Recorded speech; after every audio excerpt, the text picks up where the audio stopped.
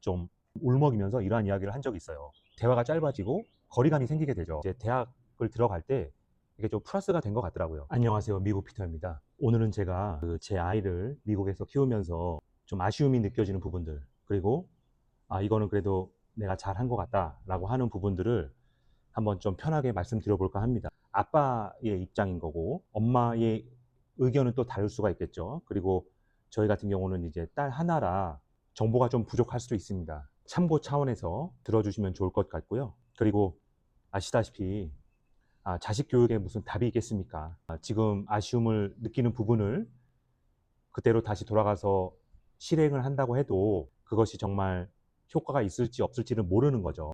그래도 지금 돌이켜 봤을 때 생각나는 부분들을 한번 좀 말씀드려볼까 합니다.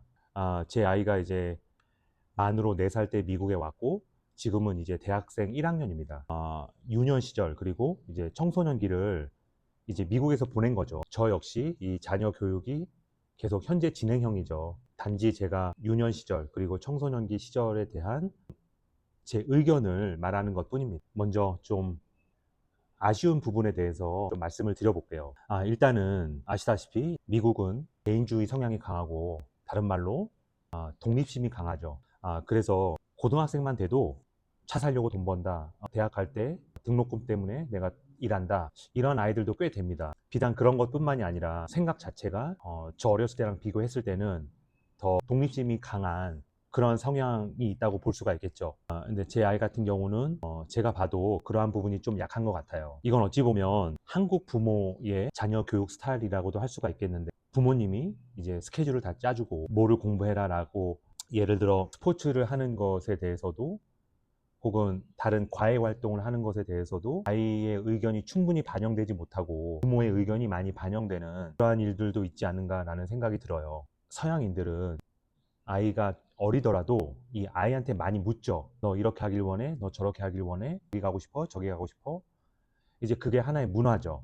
이제 대화식에 있어서도 우리 동양인 한국 사람들은 대화를 하기보다는 내 생각대로 이렇게 아이를 이끌려고 하는 좀 그러한 성향이 강하죠.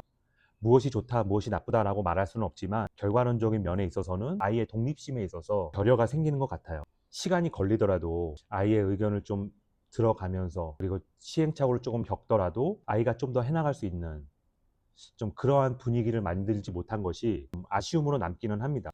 물론 이제 부모의 생각이 좀 더 개입이 되어서 한 것에 대해 또 좋은 결과가 있는 부분도 있죠. 하지만 전반적으로 이제 독립심 부분에 있어서는 조금 부족하다는 생각이 들어요. 단적인 예로 대학교를 선정하는 것에 있어서도 한국 문화는 거의 부모님이 야, 너 이 학교, 이 학교, 이 학교라고 이렇게 좀 제시를 많이 하잖아요. 물론 미국에도 그러한 것이 없다고는 할 수 없지만 그래도 아이의 성향이, 아이의 의견이 확실히 많이 반영되는 것은 볼 수가 있어요. 유명 대학에만 가려고 하는 것이 아니라 좀 더 실속 있게 저렴하면서도 좀 더 실용적인 그러한 선택을 하는 아이들도 꽤 있더라고요. 그러니까 그러한 면만 보더라도 좀 차이가 나는 것 같아요.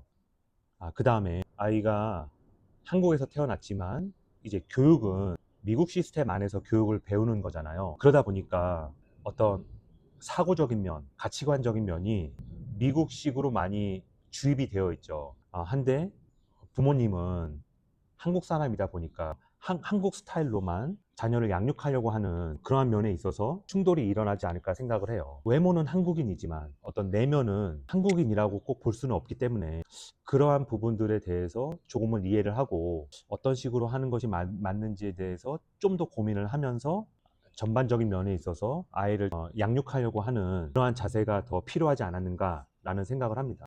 쉽게 말해서 까라면 까라는 식의 그러한 부분도 솔직히 있잖아요. 저 역시도 그러한 부분이 있었고 어렸을 때 왜 어른이 말하는 거에 토를 달아 라는 식으로 이제 이야기를 하면서 아이를 이제 내 생각대로 이끌려고 하는 그러한 부분들이 있었죠. 이곳의 문화는 대화를 하고 한 인격제로서 존중을 하면서 아이의 이야기를 들어주는 그러한 문화도 좀 있다 보니까 한국 스타일로 강요하는 것은 문제가 있지 않았는가 라는 좀 생각을 하게 됩니다. 시간이 조금 걸리더라도 아이와 좀 더 대화할 수 있는 그리고 의견을 들어줄 수 있는 좀 그러한 부분이 좀 더 있어야 하지 않았는가 라는 생각을 해요. 그러한 부분이 이제 잘 이루어지지 않다 보면 아이도 이제 마음의 문을 닫게 될 수가 있으니까요. 그리고 또 하나는 미국 문화를 이해하고 미국 문화를 경험하는 것, 이러한 부분이 좀 부족했다라고 생각을 해요. 무슨 말이냐면 언젠가 제 아이가 좀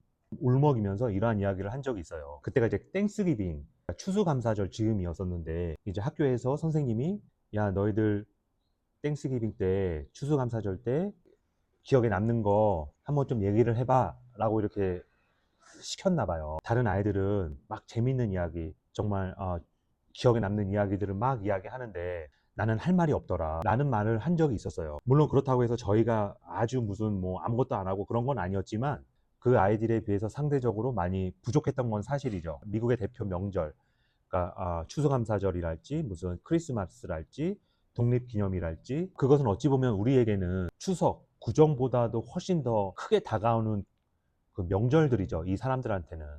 이제 아이가 이제 앞으로 뭐 특별한 거 아니면 계속 미국에서 살 것이고 하기 때문에 이제 미국 문화를 알고 미국 문화를 즐기는 것이 필요하겠죠. 그것도 다 추억이니까. 그러니까 한 번은 그러한 이야기도 했었어요. 이제 크리스마스 때 여기 이제 집 앞에 막 크리스마스 트리도 많이 장식하고 하거든요. 근데 저희는 그런 걸 솔직히 잘 안 하기도 하고 그런 걸 좀 안 좋아하기도 하고 해서 안 했었는데 왜 우리 집은 이런 것도 하나도 안 하냐고 뭐 그러기도 했었어요. 그래서 이제 뭐 조그맣게 추리 사서 좀 장식도 하긴 했었는데 미국의 어떤 굵직굵직한 문화들에 대해서는 좀 접할 수 있는, 경험할 수 있는 그러한 노력이 필요하지 않을까 좀 생각을 합니다. 그 다음에 이제 문화뿐만이 아니라 미국 뉴스, 미국의 트렌드 이러한 것들도 조금은 관심을 가질 필요가 있지 않은가. 이제 한국 부모님들은 미국 뉴스를 이렇게 잘 안 보게 되잖아요.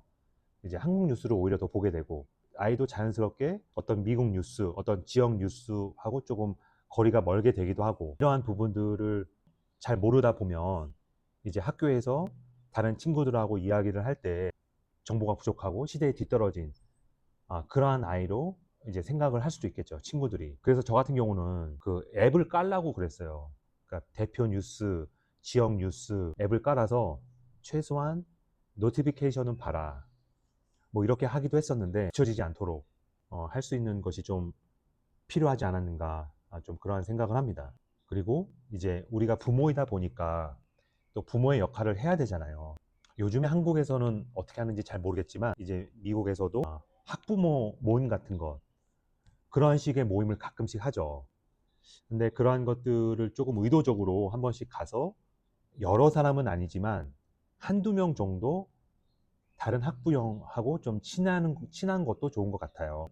학부형하고 조금 교류를 갖고 조금 친해지고 하다 보면 또 학교에서 돌아가는 이야기, 아이들 가운데 또 어떠한 일이 있는지 이러한 것들도 조금은 알 수 있으니까 많은 학부형이 아니더라도 마음이 통하고 우리의 사정을 좀 이해해 줄 수 있는 그러한 학부형을 만들어 놓는 것도 필요하지 않은가라는 좀 생각을 합니다. 나름대로 잘한 것 같다라고 느끼는 부분들은 첫째는 한국말을 하는 부분이었어요. 하루 종일 영어로만 대화를 하다 보니까 집에 오면 영어로 말하고 싶겠죠. 근데 이제 부모님이 계속 한국말로만 하니까 한국말로 대화를 이제 하게 되기도 하지만 경우에 따라서는 아이들이 한국말은 들어도 영어로 답하는 그러한 경우들도 꽤 있습니다. 근데 그렇게 하지 않도록 그냥 한국말로 거의 다 소통을 할 수 있도록 했던 부분이 그래도 좀 어, 잘한 것이 아닌가라고 생각이 들어요. 그러니까 말씀드린 대로 이제 미국인의 정서가 있고 언어까지 그냥 영어를 계속 쓰다 보면 의도치 않게 부모님하고 이렇게 좀 거리감이 생기죠. 간단한 대화는 가능하겠지만 조금 속 깊은 이야기, 좀 더 디테일하게 이야기해야 할 부분들에 대해서는 한국말로 대화를 해야 할 텐데 부모의 입장에서 그러니까 한국말이 부족해지다 보면 의도치 않게 대화가 짧아지고 거리감이 생기게 되죠.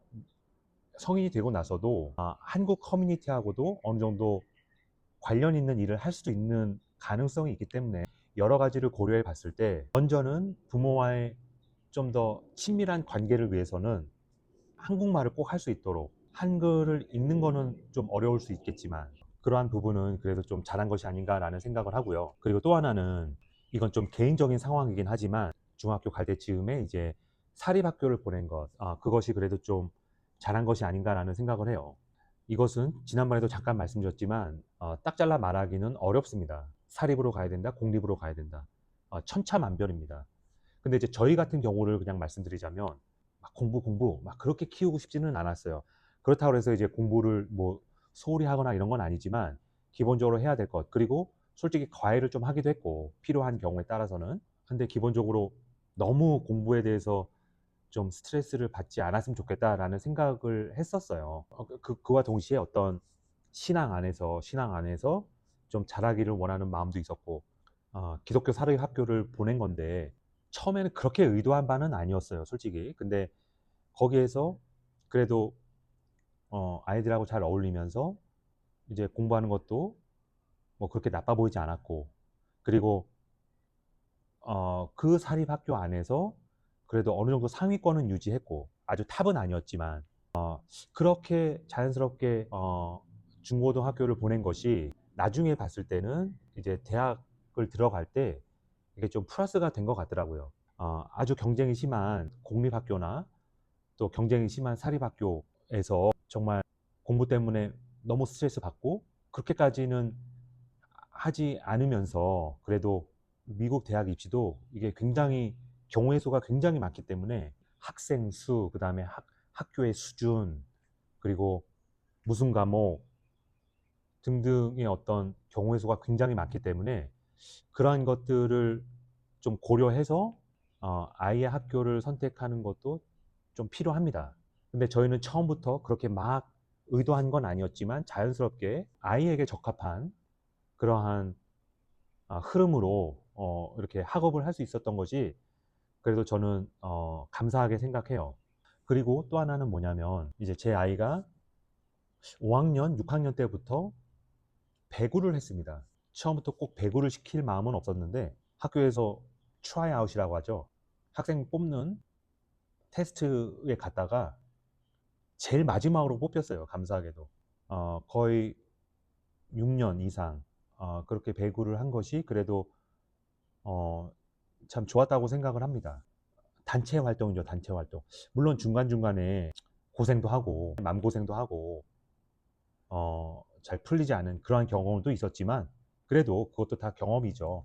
다 성장하는 과정 중에 하나니까요. 저도 이건 들은 이야기입니다만, 이제 대학 입시 때 이 아시아 학생들 같은 경우에는 팀 플레이보다는 이제 개인 플레이, 예를 들자면 테니스, 골프 같은 종목을 더 많이 한다. 그래서 오히려 팀워크에 있어서는 조금 부족하다라는 인식도 있다고 해요. 그래서 팀플레이를 한 학생을 좀 더 선호한다라는 말을 들었습니다. 이게 사실인지 아닌지는 모르겠지만 그것도 그거고, 이제 배구 때문에 배구 경기 보러 이제 학교에도 가고 또 다른 학교에도 가게 되고 하면서 이제 다른 학생들의 부모님하고도 어느 정도 교류를 갖게 되고 이제 코치도 만나게 되고 자연스럽게 학교 내에서의 어떤 네트워크를 좀 더 가지게 된 것도 좋지 않았는가 생각을 하고, 이제 아이 자체도 어떤 그러한 팀워크를 통해서 나름대로 이제 성장을 한 부분이 있겠죠. 불리하다고 생각한 적도 있을 것이고, 그래도 내가 이렇게 하니까 된다라고 생각한 적도 있을 것이고,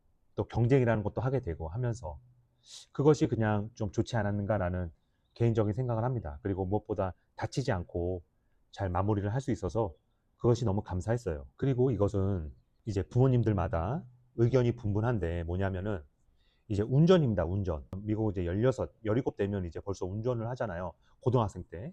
그래서 어떤 부모님들은 운전 빨리 시켜서 좋을 거 없다. 맨날 차 몰고 나가서 사고나 친다. 뭐 이렇게 말하는 부모님들도 계시고, 어떤 부모님들은 그래도 이제 대학 가기 전에 부모님 밑에 있을 때 1, 2년이라도 운전 경험을 해봐야 나중에 이제 대학을 가게 되건 혼자 또 더 운전을 잘할 수 있다라고 하는 분들도 계시죠. 저희 같은 경우는 이제 후자의 경우, 그래도 좀 운전을 엄마 아빠 있을 때 같이 좀 하게끔 이렇게 좀 했습니다. 17살, 우리로 따지면 이제 고3 때는 이제 혼자 운전을 하고 다녔어요.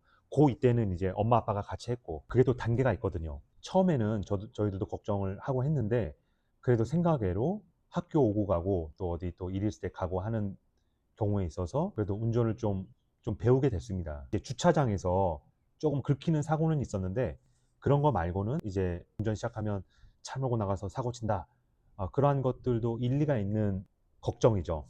근데 그러한 부분들은 최대한 좀 부모가 좀 통제를 해서 가이드라인을 줘서 일정 범위 내에서 운전을 할 수 있게끔 그렇게 하면서 대학 가기 전에 운전을 배울 수 있는 그러한 기간을 갖는 것이 좀 좋지 않을까 저는 개인적으로 생각을 하고요. 기본적으로 이러한 부분들이 제가 생각했을 때 좀 부족했다. 그리고 이러한 것들은 그래도 좀 잘한 것 같다라고 느끼는 부분들입니다.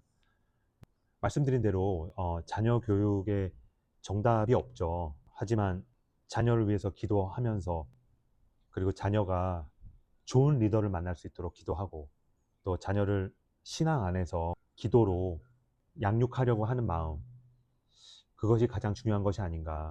조금이라도 참고가 되셨기를 바라면서요. 오늘도 함께 해주셔서 감사합니다.